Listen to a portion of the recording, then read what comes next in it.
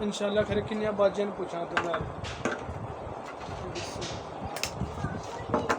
ਤੁਹਾਡਾ ਚੈਨਲ ਹੈ YouTube ਤੇ ਤੁਹਾਡੇ ਨਾਮ ਤੋਂ ਹੀ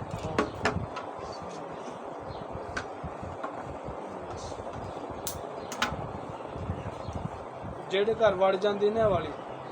ਉਹ ਰਿਸ਼ਤੇਦਾਰ ਤੱਕ ਹਾਂ ਬਸ ਇੱਕ ਕਰੀਮ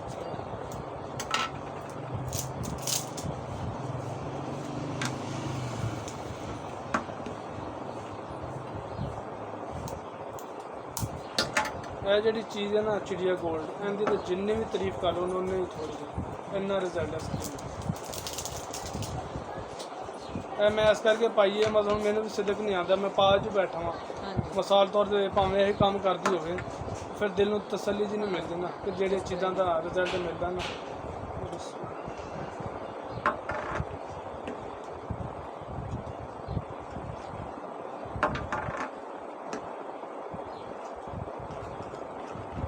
ਇਹ ਜਿਹੜੀ ਤੇਰੀ ਮਿਕਸ ਕਰੀਮ ਖਤਮ ਹੋਈ ਹੈ ਕਿੰਨੇ ਦਿਨ ਹੋ ਗਏ ਨੇ ਖਤਮ ਹੋਈ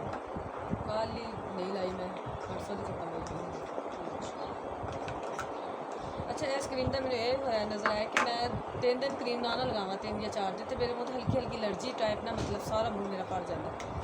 ਖਾਰਿਸ਼ ਹੁੰਦੀ ਹਾਂ ਹਲਕੀ ਹਲਕੀ ਅਲਰਜੀ ਆ 2-3 ਦਫੇ ਇੰਜ ਹੋ ਗਿਆ ਫਿਰ ਮੇਰੀ ਕਰੀਮ ਤੇ ਖਤਮ ਹੋ ਗਈ ਸੀ ਬਾਜੀ ਕੋਲੋਂ ਮੈਂ ਲਈ ਫਿਰ ਥੋੜੀ ਜਿਹੀ ਮੈਂ ਕਿਹਾ ਜਿੰਨੀ ਬਣਾਈ और फिर मैं लगाई तो सही हो गया थे ਦਾਣੇ ਤਾਂ ਨਹੀਂ ਹੋਏ ਤੇਰੇ ਚਿਹਰੇ दाने नहीं बस एलर्जी टाइप हुई बड़ी जिस तरह पित्त जी निकल आती अंज के दाने से ਉਹ ਵੀ ਖਤਮ ਹੋ ਜਾਏਗਾ ਇਨਸ਼ਾਅੱਲਾ लेकिन पहले तो नहीं सी हुंदा फिर क्यों इंज होया है ਕੋਈ ਟੂਬ ਵਗੈਰਾ ਤਾਂ ਨਹੀਂ ਪਾਈ ਤੂੰ नहीं नहीं जेडे इत्थों लैके गई शायद सीरम इहदा ना हुंदा ਨਾ फिर ਨਾ ਇਹਦਾ ਕੁਛ ਨਹੀਂ इंज 2 ਦਾ 5 महीना हो गया इस क्रीम में वैसे एक दिन तो वैसे 3 दिन नाल आई दिल्ली ना किता तो वो भी इंज दा हो गया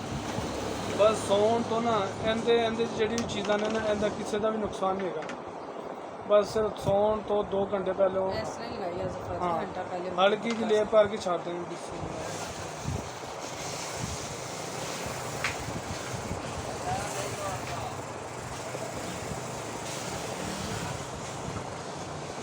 ਤੇ ਸਾਬਣ ਕਿਹੜਾ ਇਸਤੇਮਾਲ ਕਰਨਾ साबन कोई भी बस ਜਿਹੜਾ ਮਿਲ ਜਾਵੇ हाँ जी कोई फिक्स नहीं ਫੇਸ ਵਾਸ਼ ਵਗੈਰਾ ਵੀ नहीं कोई भी यूज ਘਰ ਦੇ ਵਿੱਚ ਤੂੰ ਕੱਲੀ ਲਾਣੀ ਹੋਰ ਕੋਈ ਇਸਤੇਮਾਲ ਕਰ सारे सारे वही एक ही साबन है ਨਹੀਂ ਇਹ ਕਰੀਮ अच्छा क्रीम नहीं मैं कली ਤੇ ਜਿਹੜੀ ਸਿਸਟਰ ਤੇਰੀ ਨੇ ਉਹ ਤੇਰੇ ਨਾਲ ਹੀ ਦੂਰ ਰਹਿੰਦੀ ਹੈ मदीना पारा